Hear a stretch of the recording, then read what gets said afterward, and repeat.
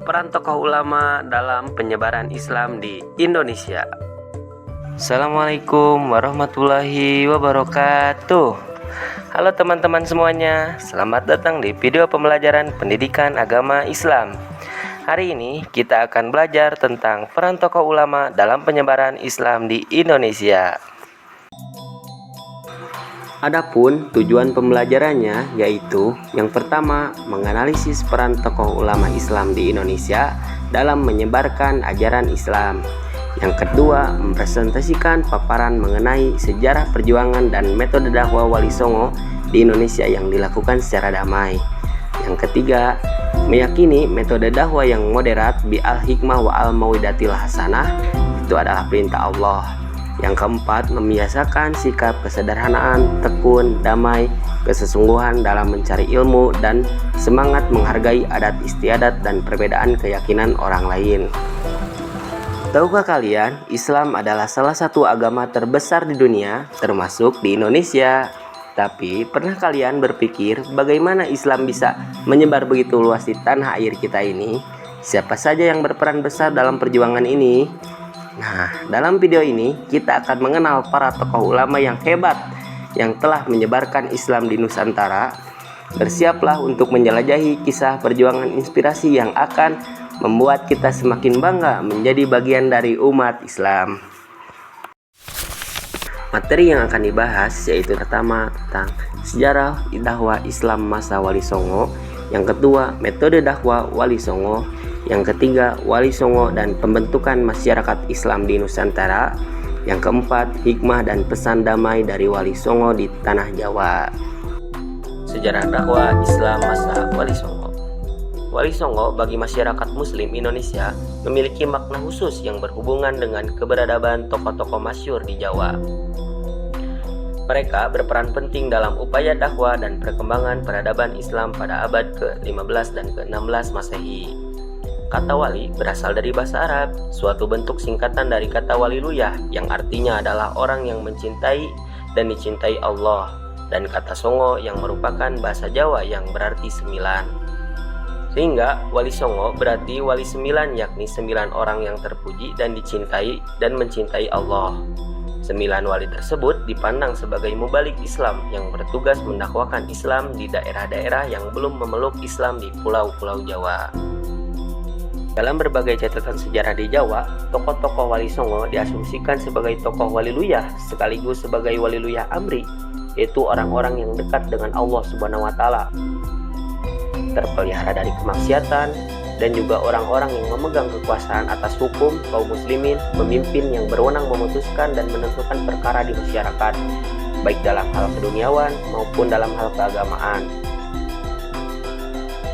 Adapun gelar sunan berasal dari kata suhun, kasuhun, dan sinuhun, yang dalam bahasa Jawa kuno berarti menghormati, menjunjung tinggi, lazimnya digunakan untuk menyebut guru suci. Sebutan sunan juga bermakna yaitu paduka yang mulia, yang merupakan sapaan hormat kepada raja atau tuan putri. Sebutan sunan ini pun masih digunakan oleh raja-raja Mataram Islam, termasuk kerajaan Surakarta. Begitulah hampir sebagian besar tokoh Wali Songo ini merupakan penguasa dari wilayah tertentu untuk urusan dunia, sekaligus merupakan seorang guru suci. Wali Songo menjadi tokoh yang sangat penting di kalangan masyarakat Muslim Jawa. Hal ini karena ajaran yang mereka bawa merupakan ajaran yang unik, sosoknya yang menjadi teladan dan ramah kepada siapapun, sehingga mereka mempermudah menyebarkan ajaran Islam di wilayah Nusantara. Adapun wilayah penyebaran Islam yang dilakukan oleh Wali Songo meliputi wilayah Jawa Barat hingga ke Jawa Timur, yaitu Cirebon, Demak, Kudus, Muria, Surabaya, Tuban, Gresik, dan Lamongan. Metode yang dipergunakan untuk penyebaran agama Islam di wilayah Jawa dilakukan oleh Wali Songo menggunakan budaya lokal yang berkembang saat itu, seperti halnya wayang, tembang-tembang atau syair Jawa, gamelan atau alat musik Jawa, serta upacara-upacara adat yang dipadukan dengan unsur-unsur ajaran Islam. Para wali memasukkan nilai-nilai ajaran Islam ke dalam berbagai unsur budaya tersebut, sehingga dari yang sebelumnya masih bernuansa ajaran Hindu-Buddha, maka terjadilah asimilasi atau akulturasi budaya dengan ajaran Islam yang menghasilkan harmonisasi dan keserasian.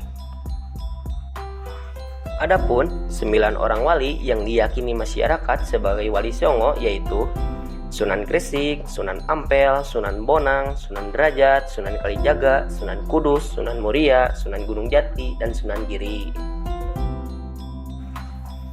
Metode dakwah Wali Songo. Sejarah Wali Songo sangat berkaitan erat dengan catatan penyebaran Islam di Jawa. Kontribusi mereka dalam membentuk masyarakat Islam di Pulau Jawa sangat besar bagi peradaban Islam di Nusantara, yang akhirnya beberapa abad kemudian agama Islam dianut oleh sebagian besar masyarakat Jawa, baik di desa maupun di kota, dari pesisir pantai hingga pegunungan, dan ajaran Islam benar-benar melekat dalam setiap seni kehidupan masyarakat. Wali Songo merupakan suatu dewan dakwah atau dewan mubalik. Apabila salah seorang wali tersebut berpergian atau wafat, maka akan segera diganti oleh wali yang lain.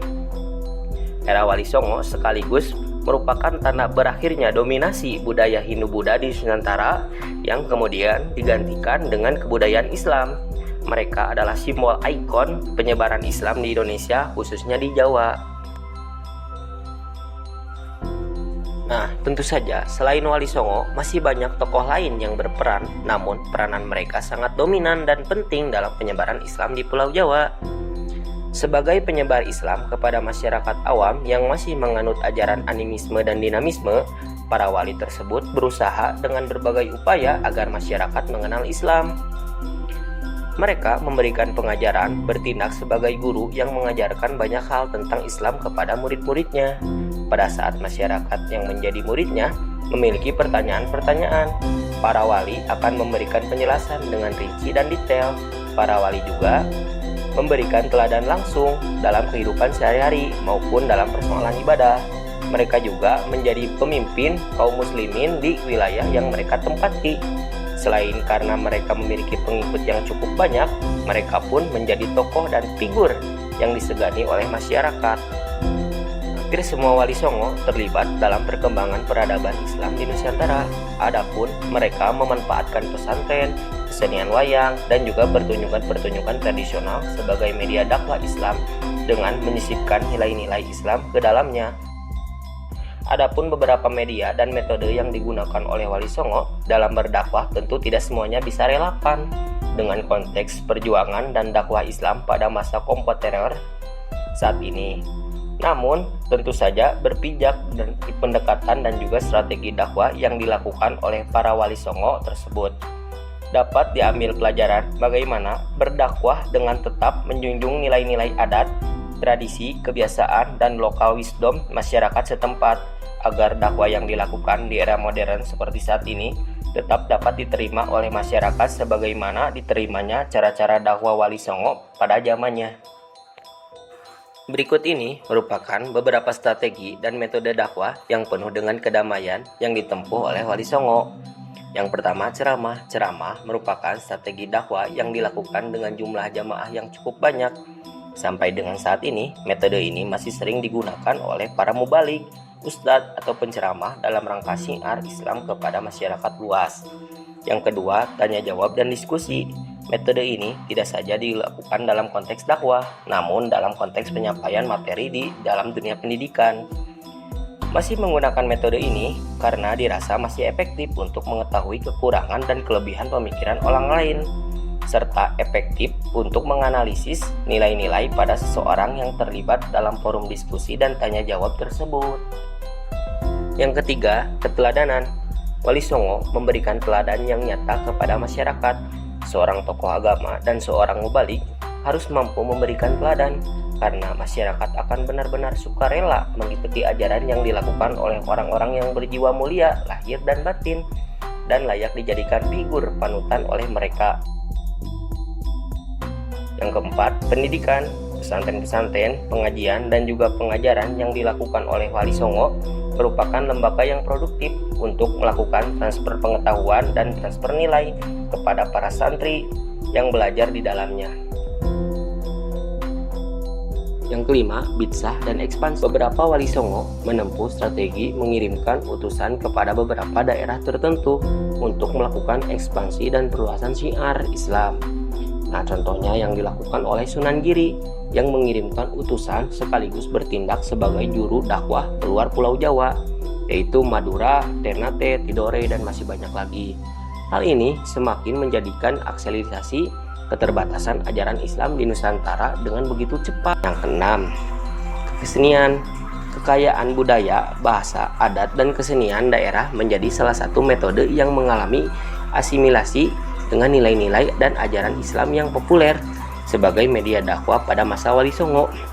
Bagaimana para wali menyisipkan ajaran-ajaran Islam pada kesenian wayang yang semula berisi kisah-kisah Mahabharata dari India. Disisipkan kisah-kisah bernuansa Islami, kesenian gamelan dengan gending-gending Jawa yang syiarnya diubah sedemikian rupa dengan syiar Islam. Nilai-nilai tauhid, keresahan menyembah Allah, tidak menyekutu dengan sesuatu selain dari Allah, dan sebagainya. Yang ketujuh, silaturahim atau silaturahmi. Para wali Songo tidak jarang melakukan kunjungan dan silaturahim kepada masyarakat, menyisipkan pesan damai.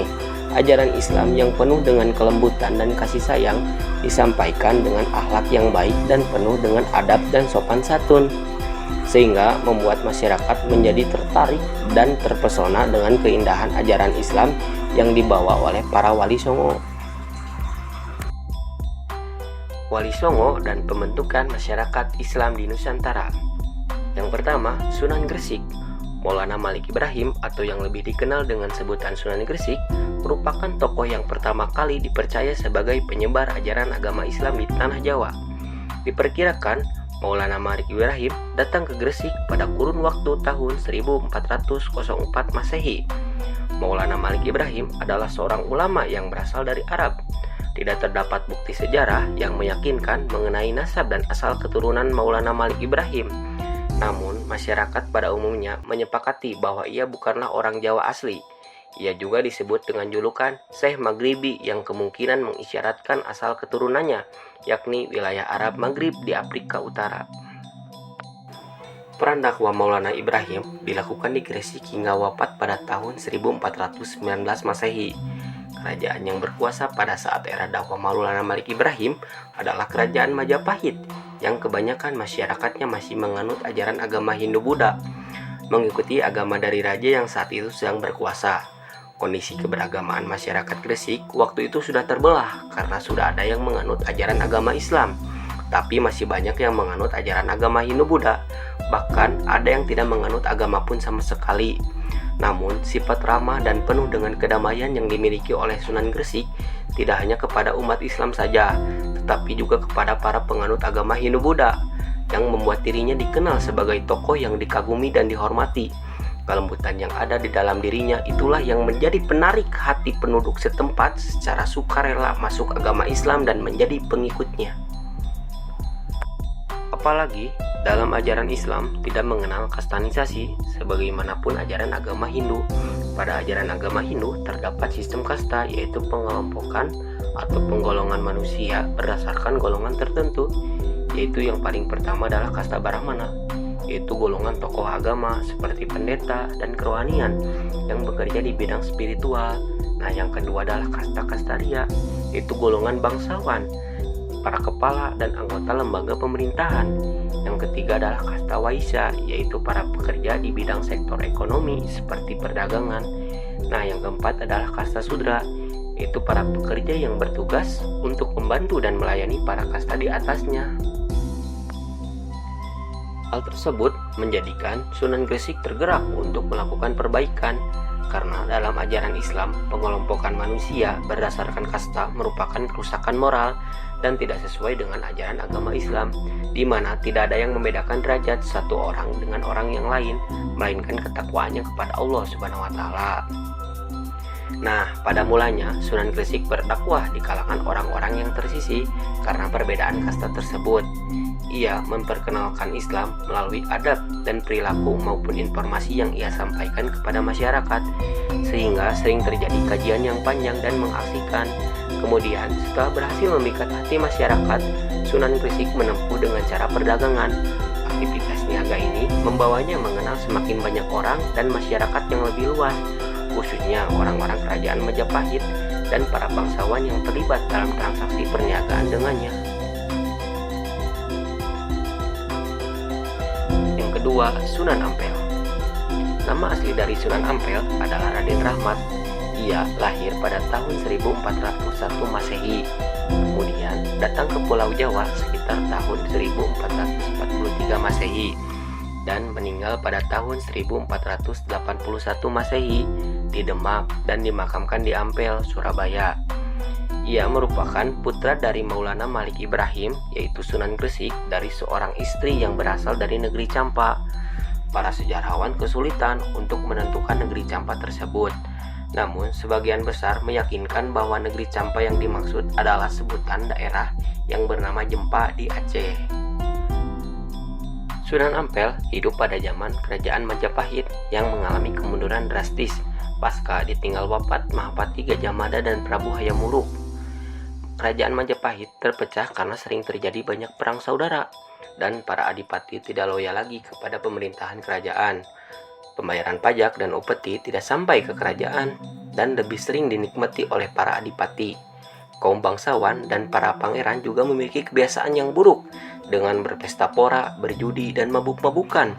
Prabu Brawijaya melanjutkan pemerintahan Prabu Hayam Wuruk dan menyadari bahwa apabila kebiasaan tersebut dilanjutkan, maka negara akan menjadi lemah.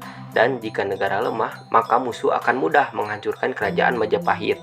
Berdasarkan pada situasi yang memprihatinkan, kerajaan akhirnya memanggil Raden Rahmat, putra dari Dewi Candrawulan di negeri Campa yang terkenal sebagai seseorang yang mendidik dan mengatasi kerusakan moral di kalangan masyarakat. Pada Babad Diponegoro disebutkan bahwa akhirnya Raden Rahmat atau Sunan Ampel memiliki pengaruh yang cukup kuat di kerajaan Majapahit.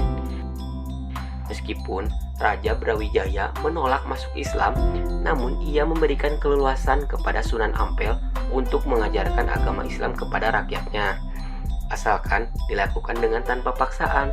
Dan selama tinggal di kerajaan Majapahit, Sunan Ampel dinikahkan dengan Nyi Ageng Manila, putri dari Bupati Tuban. Sejak saat itulah gelar kerajaan melekat di depan namanya, diperlakukan dengan keluarga keraton Majapahit dan semakin disegani oleh masyarakat.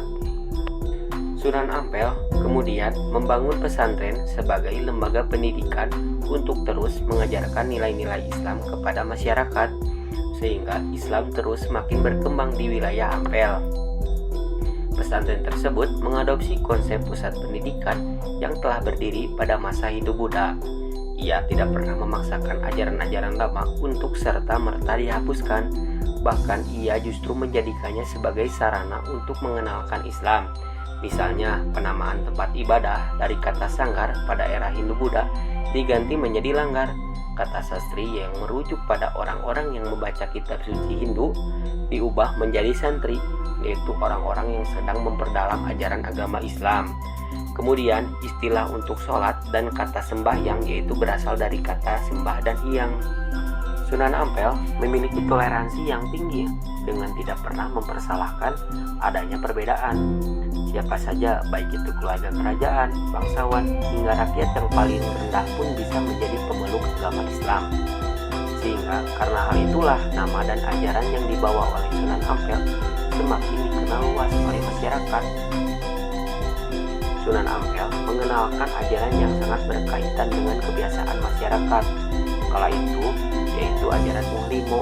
Muhlimo berasal dari kata Jawa, yaitu mo artinya tidak mau dan limo artinya limo. Artinya ajaran yang mengajak masyarakat untuk tidak melakukan 5 hal yang tercela. 5 hal tersebut adalah: yang pertama, mau main, yaitu tidak mau main berjudi, mengundi nasib dan memasang taruhan. Yang kedua adalah mau ngambe, yaitu tidak mau mabuk-mabukan atau minuman-minuman keras dan tidak mengonsumsi arak atau tuak. Yang ketiga adalah mau maling, yaitu tidak mau mencuri dan mengambil barang yang bukan milik kita. Yang keempat adalah mau madat, yaitu menolak untuk merokok, menggunakan narkotika dan hal-hal yang lain memabukkan. Yang kelima adalah mau madon, yaitu menolak untuk bermain perempuan yang bukan istrinya. Yang ketiga, Sunan Bonang. Sunan Bonang merupakan salah satu dari Wali Songo yang berperan dalam menyebarkan Islam di Pulau Jawa, melanjutkan misi dakwah yang disampaikan sebelumnya oleh Sunan Ampel.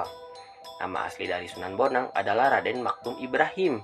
Lahir sekitar abad ke-14, kurang lebih pada tahun 1465 Masehi, dan wafat pada tahun 1525 Masehi, dan dimakamkan di Tuban, Jawa Timur. Sunan Bonang merupakan putra dari Sunan Ampel dengan istrinya Dewi Chandrawati, putri dari salah satu tumanggung kerajaan Majapahit di wilayah Tuban. Sehingga dapat dikatakan bahwa Sunan Bonang merupakan keturunan dari salah satu seorang pembesar kerajaan Majapahit. Nama Sunan Bonang diberikan kepadanya karena salah satu media yang ia pergunakan untuk dakwah adalah menggunakan alat musik tradisional, yaitu gamelan, dan salah satu instrumen musiknya bernama bonang. Dengan strategi dan media dakwah tersebut, semakin banyak yang menjadi pengikutnya, sehingga lama-kelamaan Raden Maktum Ibrahim lebih dikenal dengan nama Sunan Bonang.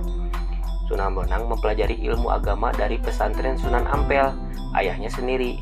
Kemudian ia melanjutkan memperdalam ilmu agama Islam sampai keluar Pulau Jawa, bahkan sampai di Pasai, yang pengajarnya berasal dari Timur Tengah maupun India.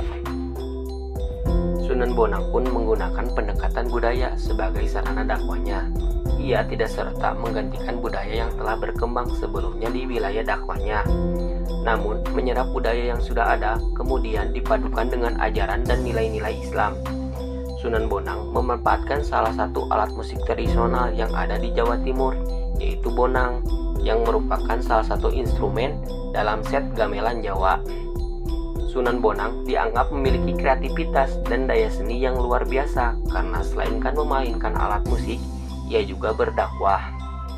Di antara masyarakat yang ada di wilayah Tuban yang belum tertarik untuk masuk Islam, tetapi mereka tertarik terlebih dahulu dengan permainan alat musik bonang, dan hal tersebut tidak menjadikan persoalan bagi Sunan Bonang. Ia menerima dengan senang hati apapun respon masyarakat terhadapnya, sebab baginya tertarik dengan permainan bonang terlebih dahulu.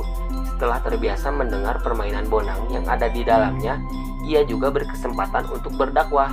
Kelak masyarakat pun akan menerima ajaran Islam yang ia bawa dengan penuh kerelaan. Kreativitas permainan bonang yang dilakukan oleh Sunan Bonang juga dipadukan dengan kepandaiannya menyusun syair-syair yang ia masukkan ajaran-ajaran dakwah untuk menanamkan nilai-nilai Islam kepada masyarakat. Dengan cara yang begitu kreatif, akhirnya banyak masyarakat yang tertarik. Apalagi syair-syair yang disusun oleh Sunan Bonang berisi ajaran Islam yang disesuaikan dengan kondisi masyarakat.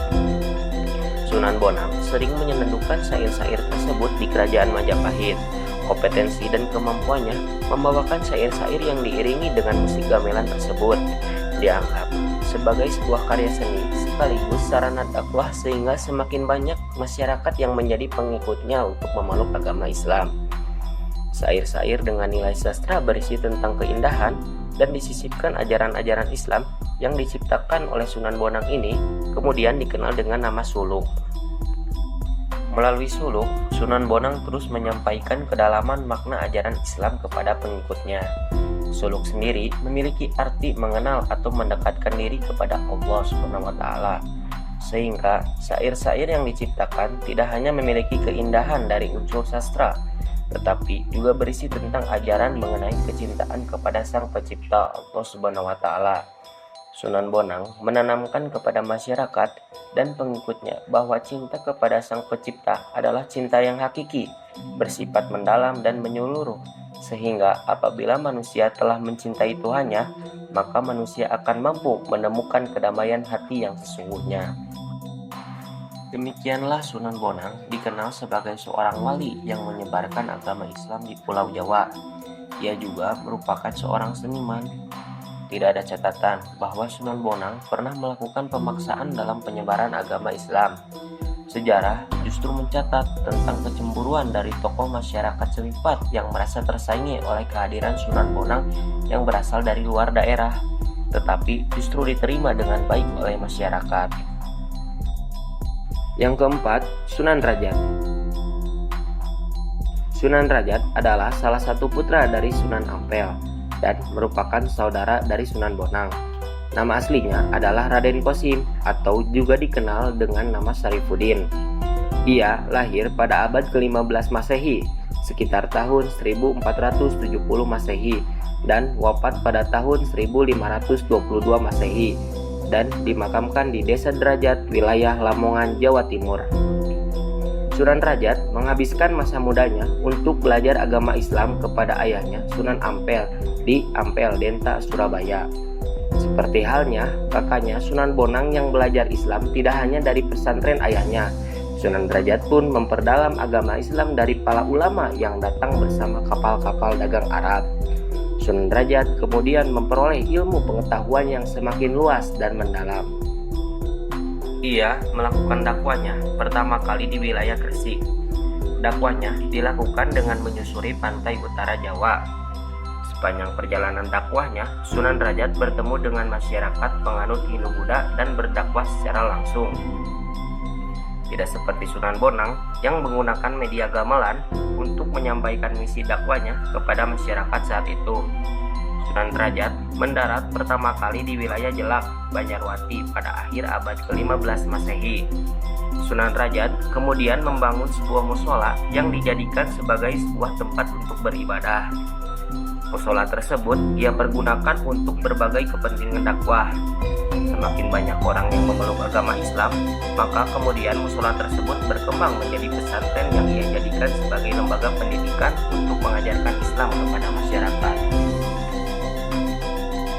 Desa Banjarwati kemudian menjadi semakin ramai. Bahkan banyak orang yang datang dari luar daerah karena mendengar kabar bahwa Sunan Derajat adalah adik dari Sunan Bonang yang terkenal piawai dalam melantunkan syair-syair dan memainkan gamelan. Semakin lama-kelamaan, desa tersebut menjadi semakin banyak penduduk dan bangunan huninya. Dan selanjutnya, nama desa itu pun berubah menjadi Banjaranyar. Setelah dirasa masyarakat di Banjaranyar cukup mapan dengan nilai-nilai dan praktik ajaran Islam, ia pun melanjutkan perjalanan meninggalkan pesisir utara Jawa dan tiba di sebuah desa bernama Derajat. Di desa tersebut, ia melanjutkan misi dakwah mengajak masyarakat Jawa yang saat itu masih memeluk keyakinan Hindu-Buddha untuk memeluk agama Islam. Berikutnya, Sunan Derajat melanjutkan perjalanan dakwahnya menuju ke Lamongan yang saat itu masih diperintah oleh Sultan Demak.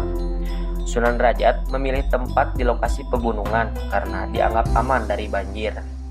Bukit tersebut kemudian diberi nama Endalam Duhur, yang di atasnya kemudian Sunan Derajat mendirikan masjid untuk melaksanakan segala ibadah dan dakwah ajaran Islam kepada murid-murid dan masyarakat yang baru memeluk Islam.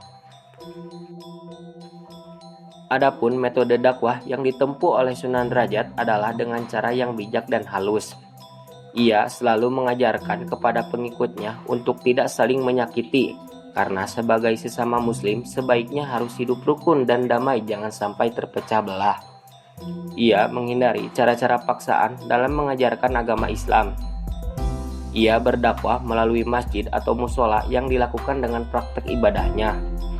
Pada saat melakukan penyebaran Islam di tanah Jawa pun, Sunan Derajat selalu beradaptasi dan menyesuaikannya ajarannya dengan kondisi masyarakat setempat. Ia tidak serta-merta memerintahkan dan memaksa orang-orang yang menganut ajaran Hindu-Buddha untuk segera memeluk agama Islam. Sunan Derajat menggunakan strategi untuk menarik perhatian masyarakat agar datang ke tempat kediamannya. Ia melakukan kesenian tradisional yang ada di daerah tersebut, yaitu tembang-tembang yang diiringi dengan alat musik gamelan. Yang kelima, Sunan Kudus. Sunan Kudus merupakan salah satu dari 9 wali yang menyebarkan Islam di tanah Jawa. Nama aslinya adalah Said Jafar Sadiq Azad Makan. Ia diperkirakan lahir pada tahun 1500 Masehi di daerah Jipang, Panolan, sebelah utara kota Blora, dan wafat pada tahun 1550 Masehi, dimakamkan di Kudus, Jawa Tengah. Ayahnya adalah Sunan Ngudung dan ibunya bernama Sarifah. Jika diurutkan nasabnya, Sunan Kudus adalah keturunan ke-24 dari Nabi Muhammad SAW. Sejak kecil, ia memang bercita-cita untuk menjadi juru dakwah dan menyebarkan ajaran Islam. Selain memperdalam ilmu agama Islam melalui ayahnya, ia juga belajar ilmu agama kepada Kiai Telingsing dan Sunan Ampel. Kiai Telingsing adalah seorang ulama yang berasal dari Tiongkok yang datang ke tanah Jawa bersama armada Laut Laksamana Cheng Ho. Mereka datang dari daratan Tiongkok untuk menyebarkan Islam, juga untuk mengikat tali silaturahmi persaudaraan dengan orang Jawa. Sunan Kudus juga mempelajari ilmu kemasyarakatan, politik, budaya, seni, dan perdagangan. Semenjak Sunan Kudus belajar kepada Kiai Telingsing, ia menjadi lebih tekun, disiplin, dan tegas dalam mengambil keputusan. Ia pun menjadikan hasil belajarnya sebagai bekal untuk mendakwahkan agama Islam. Salah satu keinginannya adalah menyebarkan agama Islam di tengah masyarakat yang masih menganut Hindu-Buddha. Ia berhadapan dengan masyarakat yang taat kepada kepercayaan lamanya dan sulit untuk diubah. Namun, berkat kesesungguhannya dan ketekunannya, ia dapat mengubah masyarakat yang beragama Hindu-Buddha menjadi pemeluk agama Islam. Metode dakwah yang dilakukan oleh Sunan Kudus adalah mengadopsi cara-cara yang telah dilakukan sebelumnya oleh Sunan Bonang. Penjelasan mengenai metode dakwah Sunan Kudus adalah sebagai berikut. Yang pertama, tidak menggunakan jalan kekerasan atau radikalisme untuk mengubah masyarakat yang masih taat dengan kepercayaan lama. Ia memberikan kelonggaran terhadap tradisi yang sudah berkembang sejak lama, namun pelan-pelan ia sisipkan ajaran Islam ke dalamnya. Yang kedua, jika ada tradisi atau kebiasaan buruk yang berkembang di masyarakat, maka selagi hal tersebut dapat dirubah, Sunan Kudus berusaha merubahnya dengan pelan-pelan. Yang ketiga, mengembangkan prinsip tuturi handayani, yaitu turut membaur dan ikut serta dalam kegiatan masyarakat, dan sedikit demi sedikit menanamkan pengaruh lalu berkembang menjadi prinsip tuturi hangeseni, yaitu perlahan-lahan memberikan nuansa Islam ke dalamnya. Yang keempat, tidak melakukan perlawanan dan tidak langsung terhadap tindak kekerasan. Yang kelima, berusaha menarik simpati masyarakat agar tertarik dengan ajaran Islam. Masyarakat Kudus saat itu masih banyak yang menganut kepercayaan Hindu-Buddha. Meski sebagian kecil sudah ada yang menganut agama Islam, namun jumlahnya tidak sebanding. Hal tersebut mendasari Sunan Kudus untuk mengembangkan ajaran toleransi beragama antara umat Islam dengan umat Hindu-Buddha. Sebagai bentuk penghormatan dan penghargaan kepada umat Hindu, pada saat Hari Raya Idul Adha, Sunan Kudus tidak memperbolehkan umat Islam untuk menyembelih sapi, yaitu hewan yang dianggap keramat dan suci bagi umat Hindu. Hal tersebut rupanya justru menjadikan masyarakat Hindu menjadi bersimpati, sehingga mereka benar-benar segan dan menaruh rasa hormat kepada Sunan Kudus. Selain menyampaikan ajaran dakwah kepada umat Hindu-Buddha, Sunan Kudus juga memperluas ajakannya kepada masyarakat yang masih menganut kepercayaan lokal, yaitu animisme dan dinamisme. Ia pun menggunakan cara yang unik, yaitu membangun pancuran wudhu di Masjid Menara Kudus yang dibangunnya dengan jumlah 8 pancuran. Dan di setiap atas pancurannya diletakkan arca. Hal itu dilakukan agar umat Hindu-Buddha yang sebelumnya tidak tertarik dengan agama Islam pun menjadi terdorong hatinya untuk mempelajari agama Islam. Yang keenam, Sunan Giri. Nama asli dari Sunan Giri adalah Raden Paku dan memiliki nama panggilan lain yaitu Ainul Yakin. Ia lahir di Blangblanggan yaitu Banyuwangi pada abad ke-15 Masehi, sekitar tahun 1442 Masehi. Dan wafat pada tahun 1506 Masehi, dimakamkan di Dusun Giri, Desa Giri, Gresik, Jawa Timur. Ayahnya bernama Maulana Ishak, yaitu saudara kandung dari Maulana Malik Ibrahim, Sunan Gresik, dan ibunya adalah seorang putri yang bernama Dewi Sekardadu. Pengaruh Sunan Giri bahkan sampai keluar Pulau Jawa, seperti Makassar, Ternate, dan Tidore. Bahkan konon, raja-raja di daerah tersebut pun belum dianggap sah jika belum direstui oleh Sunan Giri. Pada abad ke-15 Masehi, di saat kerajaan Majapahit dikalahkan oleh Raja Kaling Kediri dan berada di ambang keruntuhan, pada saat itulah Sunan Giri yang dianggap sebagai tokoh yang memiliki kekuasaan di pemerintahan segera dinobatkan menjadi Raja Peralihan.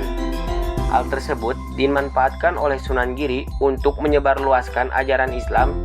Hingga akhirnya setelah situasi kondusif, ia menyerahkan pemerintahan Majapahit kepada Raden Patah, yaitu putra dari Brawijaya Kertabumi, Raja Majapahit sebelumnya. Pengaruh Sunan Giri selama masa pemerintahan tersebut turut melatar belakangi berdirinya sebuah kerajaan yang bernama Demak Bintoro, yang sekaligus merupakan kerajaan Islam yang pertama di Pulau Jawa. Strategi dakwah yang dilakukan oleh Sunan Giri dilakukan dengan berbagai metode, mulai dari pendidikan, budaya, hingga pendekatan politik. Dalam bidang pendidikan, ia tidak hanya didatangi oleh murid atau santri dari berbagai daerah, namun tidak segan juga ia mendatangi masyarakat dan menyampaikan ajaran secara langsung. Setelah situasi memungkinkan, masyarakat dikumpulkan pada acara-acara selamatan, upacara adat, dan lain sebagainya. Sehingga lambat laun ajaran Islam disisipkan sehingga masyarakat menjadi lunak dan mengikuti ajaran Islam. Dalam bidang budaya, Sunan Giri mengembangkan dakwah Islam dengan memanfaatkan seni pertunjukan yang menarik minat masyarakat. Yang ketujuh, Sunan Kalijaga. Sunan Kalijaga termasuk salah seorang dari Wali Songo yang berperan besar dalam penyebaran Islam di tanah Jawa. Nama aslinya adalah Raden Said yang lahir pada sekitar tahun 1450 Masehi di Tuban dan wafat pada abad ke-16 Masehi sekitar tahun 1580 Masehi. Dapat dikatakan bahwa Sunan Kalijaga hidup selama lebih dari 100 tahun. Ayahnya adalah Arya Wilatikta dan ibunya bernama Dewi Retno Dumilah. Ayahnya merupakan seorang tumenggung di wilayah Tuban di bawah pemerintahan kerajaan Majapahit. Sebuah sumber sejarah menyebutkan bahwa Sunan Kalijaga dikenal sebagai seorang bangsawan. Meskipun demikian, ia hidup tanpa tata cara bangsawan. Raden Said menjalani kehidupan rakyat biasa. Ia dikenal mampu membaur dengan berbagai golongan termasuk rakyat jelata sekalipun. Sebagaimana halnya pola dakwah yang dilakukan oleh para wali sebelumnya, Sunan Kalijaga mengenalkan Islam kepada masyarakat Jawa dengan pelan-pelan. Hal tersebut dilakukan agar masyarakat tidak kaget dengan perubahan kebudayaan Islam yang dibawa olehnya. Ia berusaha untuk tidak menyinggung atau langsung secara frontal menggantikan keyakinan yang mereka anut dengan ajaran Islam. Tidak jarang bahkan Sunan Kalijaga memodifikasi upacara-upacara adat, tata cara, atau budaya yang selama ini berkembang dengan corak Hindu-Buddha dengan menyisipkan nilai-nilai Islam ke dalamnya. Dengan strategi ini, Sunan Kalijaga tidak langsung menghilangkan unsur-unsur dan corak kebudayaan lama yang sudah berkembang sebelumnya, sehingga masyarakat pun tidak resisten dan melakukan penolakan terhadap ajaran baru yang dibawa oleh Sunan Kalijaga. Ajaran Islam harus disampaikan kepada masyarakat sedikit demi sedikit, apalagi syarat untuk masuk Islam yang begitu mudah, yakni hanya dengan mengucapkan 2 kalimat syahadat, sehingga ajaran Islam pun dapat diterima oleh masyarakat. Sunan Kalijaga juga dikenal sebagai seorang dalang yang mahir memainkan wayang kulit. Dengan media ini, Sunan Kalijaga mampu menarik perhatian banyak orang untuk berkumpul, menyaksikan dan mengadakan pertunjukan wayang. Sunan Kalijaga membuat cerita-cerita wayang yang sesuai dengan kondisi wilayah setempat. Kemudian, Sunan Kalijaga menyelipkan ajaran-ajaran Islam di dalam lakonnya. Dengan metode yang demikian, masyarakat yang menyaksikan pertunjukan wayang itu pun akan tertarik untuk mempelajari Islam secara lebih mendalam. Sunan Kalijaga juga dikenal sebagai seorang politikus yang menjadi penasehat kerajaan Demak. Pengaruh pemikiran Sunan Kalijaga banyak mewarnai kebijakan-kebijakan di Kesultanan Demak sehingga menjadi kerajaan Islam yang besar di tanah Jawa. Yang kedelapan, Sunan Muria. Sunan Muria termasuk salah satu wali Songo yang lahir pada abad ke-15 Masehi dan wafat pada awal abad ke-16 Masehi dan dimakamkan di Gunung Muria, Kudus, Jawa Tengah. Nama aslinya adalah Raden Umar Said atau Raden Prawoto. Ia merupakan putra dari Sunan Kalijaga dan Dewi Sarah binti Maulana Ishak. Ia menikah dengan Dewi Sujina yang merupakan putra dari Sunan Ngudung dan menjadi adik ipar dari Sunan Kudus. Sebagaimana dengan strategi dakwah yang dilakukan oleh Sunan Kalijaga, Sunan Bonang, dan para wali lainnya, Sunan Muria terbiasa menggunakan keahliannya dalam bidang seni untuk berdakwah. Ia dikenal sebagai wali yang mahir dalam memainkan alat kesenian dan sekaligus ia pergunakan untuk media dakwahnya. Ia merupakan seorang wali yang gemar berdakwah di desa-desa terpencil, bahkan di pelosok desa yang jauh dari pusat kota. Ia sering menyendiri dan menjadikan tempat-tempat yang tenang untuk menyebarkan agama Islam. Sunan Muria memiliki kontribusi yang sangat besar dalam penyebaran Islam di tanah Jawa. Metode dakwah yang dilakukan pun tidak jauh berbeda dengan yang ditempuh oleh Sunan Kalijaga, yaitu tetap mempertahankan kesenian gamelan dan wayang kulit sebagai sarana dakwah. Ia berdakwah kepada rakyat kalangan bawah di daerah Kolo. Namun, ia tetap bertempat tinggal di Gunung Muria karena ia merasa damai dan nyaman serta dapat bergaul dengan semua masyarakat, serta mengajarkan ilmu bercocok tanam, berdagang, dan melaut. Salah satu keberhasilan dakwah Sunan Muria sebagaimana para wali lainnya adalah kemampuannya memahami kondisi sosial masyarakat. Tradisi lama yang sebelumnya bercorak Hindu-Buddha yang disesuaikan dengan ajaran Islam kemudian tetap dilestarikan dan menjadi kekayaan budaya Nusantara dan menjadi kearifan lokal di Indonesia saat ini, sehingga tidak tercabut dan punah begitu saja. Yang kesembilan, Sunan Gunung Jati. Sunan Gunung Jati adalah salah satu dari Wali Songo yang lahir pada tahun 1450 Masehi dengan nama asli Syarif Hidayatullah. Pada saat berusia 27 tahun, sekitar tahun 1475 Masehi, ia kembali ke tanah Jawa dan tinggal di Caruban di dekat wilayah Cirebon. Ia pun menikah dengan Nyi Ratu Pakungwati, putri dari Pangeran Cakrabuana, penguasa Cirebon. Setelah Pangeran Cakrabuana memasuki usia lanjut, maka kekuasaan atas Kesultanan Cirebon diserahkan kepada Sunan Gunung Jati selaku menantunya. Sunan Gunung Jati adalah seorang wali yang memberikan banyak kontribusi untuk penyebaran agama Islam. Ia pun pernah mengunjungi Prabu Siliwangi, kakeknya, di kerajaan Pajajaran. Saat itu, ia mengajak kakeknya untuk memeluk agama Islam, namun ditolak. Meskipun demikian, sang kakek tidak menghalangi cucunya untuk menyebarkan agama Islam di wilayah Pajajaran. Setelah dari Pajajaran, Sunan Gunung Jati melanjutkan perjalanan dakwahnya ke wilayah Serang. Penduduk Serang sudah banyak yang menganut agama Islam, dikarenakan banyak di antara mereka yang sebelumnya pernah bertemu dengan Sunan Gunung Jati di Banten. Di wilayah Banten, Sunan Gunung Jati bertemu dengan Sunan Ampel dan kemudian berguru kepadanya. Dari Sunan Ampel, Sunan Gunung Jati belajar banyak hal mengenai ajaran Islam, hingga akhirnya ia memutuskan untuk pergi ke Demak bersama dengan Sunan Ampel. Dan sepulang dari memperdalam ilmu agama di Demak tersebut, Sunan Gunung Jati kembali ke Cirebon, tidak hanya untuk menyebarkan agama Islam, namun ia diangkat menjadi penguasa Kesultanan Cirebon, menggantikan ayah mertuanya Pangeran Cakrabuana. Adapun ragam metode dakwah yang dilakukan oleh Sunan Gunung Jati dalam proses islamisasi tanah Jawa adalah sebagai berikut. Yang pertama, metode Muidlah Hasanah, yaitu nasihat-nasihat yang baik. Yang kedua, metode Al-Hikmah, yaitu menggunakan cara-cara yang bijaksana. Yang ketiga, metode Tadaruj atau berjenjang, tingkatan belajar seorang murid. Yang keempat, metode ta'awun, yaitu saling tolong-menolong dan berbagi ketugasan dalam menyebarkan agama Islam di kalangan para wali. Yang kelima, metode musyawarah, yaitu untuk membicarakan berbagai hal yang berkaitan dengan tugas dan perjuangan dakwah para wali. Yang keenam, pembentukan kader dai. Hikmah dan pesan damai dari dakwah Wali Songo di tanah Jawa. Agama Islam datang sebagai pembaru yang tentu saja tidak serta-merta merubah begitu saja budaya dan kepercayaan lama yang telah dipegang teguh secara turun-temurun oleh masyarakat Nusantara. Datangnya sebuah kebudayaan baru tidak akan mungkin langsung mempengaruhi keseluruhan masyarakat, sehingga diperlukan proses yang bertahap dan pelan-pelan. Para Wali Songo menyisipkan nilai-nilai dan ajaran Islam sedikit demi sedikit melalui pendekatan budaya yang sudah berkembang di masyarakat, sehingga terjadilah apa yang dinamakan akulturasi dan asimilasi budaya, yaitu adaptasi budaya lama yang sudah ada dan disesuaikan dengan nilai-nilai dan ajaran agama Islam.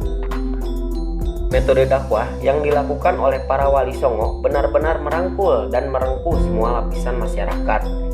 Tidak ada satupun wali yang melakukan cara-cara kekerasan dalam berdakwah sehingga proses adaptasi, asimilasi, dan akulturasi budaya tersebut dapat berjalan dengan harmonis dan minim konflik. Proses masuknya budaya yang baik adalah dengan tidak menggunakan cara-cara yang kasar dan melukai hati, meskipun juga tetap harus mengandung unsur ketegasan. Hal inilah yang selalu menjadi pegangan para wali songo dalam menyebarkan agama Islam di Nusantara yang pada saat itu masih menganut agama kepercayaan dan masih banyak ditemui praktik syirik dan musyrik dalam kehidupan sehari-hari. Oleh karena itulah, melalui kalangan pelajar dan remaja hendaklah kembali digaungkan semangat berdakwah dengan tetap mendepankan nilai-nilai kelembutan, keramahan, penuh dengan norma dan sopan santun serta menghindari tindakan kekerasan. Sebagaimana yang dilakukan oleh para wali songo diteladani dan dikembangkan dalam Prem Negara Kesatuan Republik Indonesia dengan beragam suku bangsanya ini. Bahwa dakwah adalah untuk mengajak, bukan mengejek. Dakwah adalah untuk mengajar, bukan untuk menghajar. Dakwah dilakukan untuk membina, bukan untuk menghina. Dakwah dilakukan untuk mencintai, bukan mencaci. Dan dakwah dilakukan untuk menasihati, bukan untuk menusuk hati golongan yang lain. Adapun kesimpulan dari materi ini ialah Wali Songo merupakan sekumpulan penyebar Islam dalam perempat akhir abad ke-15 hingga paruh abad ke-16, dan Wali Songo merupakan tonggak terpenting dalam sejarah penyebaran Islam di Jawa dan Nusantara. Dalam mengembangkan ajaran Islam di bumi Nusantara, para wali memulai dengan beberapa langkah yang strategis. Yang pertama, tajrid yang artinya bertahap, dan yang kedua adalah adamul haraj yang artinya tidak menyakiti. Hampir semua wali songo terlibat dalam perkembangan peradaban Islam di Nusantara. Mereka memanfaatkan pesantren, kesenian wayang, dan juga pertunjukan-pertunjukan tradisional lainnya sebagai media dakwah. Sekian dan terima kasih semuanya.